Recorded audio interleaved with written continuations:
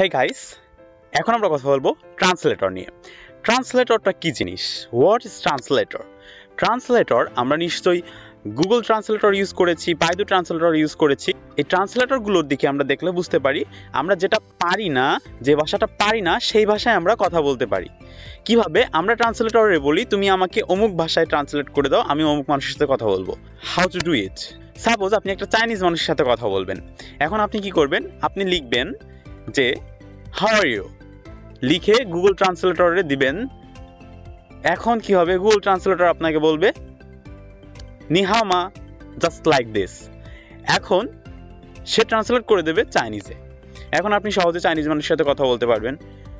এখন একটা জিনিস ভালো করে খেয়াল করেন, কম্পিউটার কি আপনার বাংলা, ইংরেজি, উর্দু, ফার্সি এগুলো বুঝে না। কম্পিউটার জাস্ট বুঝে অন এবং অফ। যারা একটু কম্পিউটার সম্পর্কে আইডিয়া আছে তারা নিশ্চয়ই জানেন যে কম্পিউটার শুধু বুঝে জিরো এবং অন। এই জিরো আর অন ছাড়া কম্পিউটার অন্য কোনো কিছু বুঝে না। টোটাল প্রোগ্রামিং জিনিসটাও এরকম।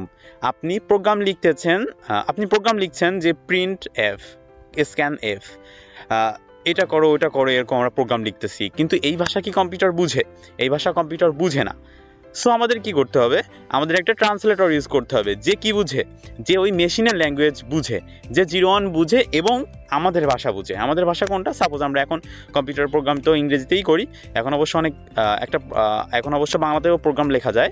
যাই হোক, আমরা ইংরেজিতে প্রোগ্রাম লিখি। তো এমন একটা ট্রান্সলেটর লাগবে বা এমন একটা মানুষ লাগবে যে ইংরেজি আমার প্রোগ্রামের ভাষাটা বুঝে এবং কি বুঝে, এবং জিরো এবং অনের যে ভাষা সেটাও বুঝে। সো কিছুটা খতম। সো এখন এরকম একটা মানুষ যদি পাই, এই দুইটা ভাষা বুঝে, তাহলে আমার কাজ কমপ্লিট।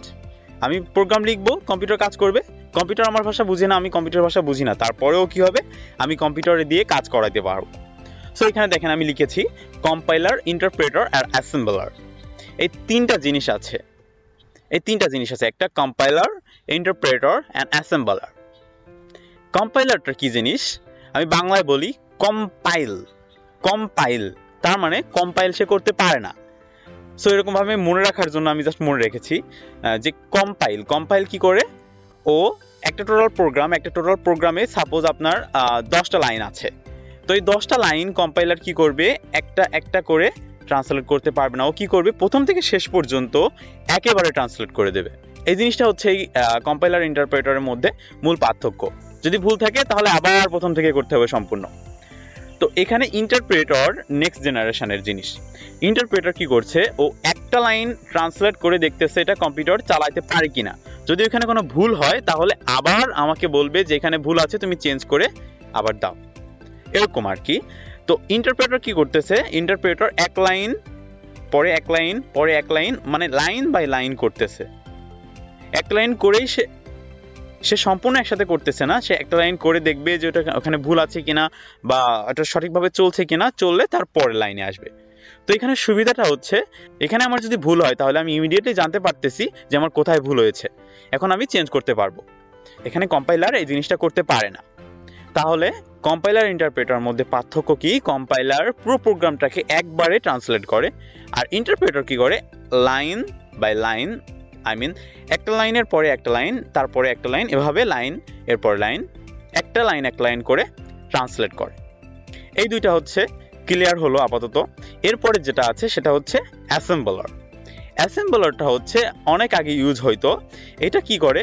এটা অ্যাসেম্বলি ল্যাঙ্গুয়েজ, যেটা মেশিনের কাছাকাছি একটা ল্যাঙ্গুয়েজ। সাপোজ মেশিন বুঝে জিরো অন। তো আগে প্রোগ্রামগুলো লিখতে হতো হেক্সাডেসিমাল কোডে।